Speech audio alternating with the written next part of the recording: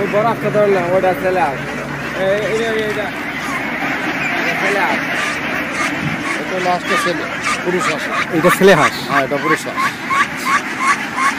দেখেন এটার সাউন্ডটা কিরকম। একটা আচ্ছা, এই সাউন্ড। একটা মেয়ে হাঁস দেখেন তো। এটা হলো মহিলা হাঁস। এইটা মেয়ে হাঁস। মানে এরা আসলে বাসা বাড়িতে যেরকম ঝগড়া করে, এই পশু পাখির বেলাও এই মেয়ে হাঁস টাক বেশি করে। এটা কি করবেন বুঝছেন? না, ছেলে হাঁসটা হইলে একটু ডাকটা কম দেয়, বয়স্ক না হলে এটা ডাকে না। আর মেয়ে হাঁসটা একটু ডাকাডাকি বেশি করে। যেমন ধরেন বাসাবাড়ির মেয়েদের মতোই। বাসাবাড়ি আমাদের মা বোন যেভাবে একটু ডাকাডাকিটা বেশি করে, এরকম মহিলা হাঁসটা এরকম ডাকে। এই জন্য মহিলা হাঁসটা যখন 1 মাস বয়সে তখন একটু চিনা যায় সরাসরি, এটা ভালো করে 1 মাস বয়সের পর মেয়েদের চেনা যায় যে এটা মানে ওর ডাক শুনলে বোঝা যায় যে না সে এটাই মেয়ে। হ্যাঁ, এই আচ্ছা ঠিক আছে, থ্যাংক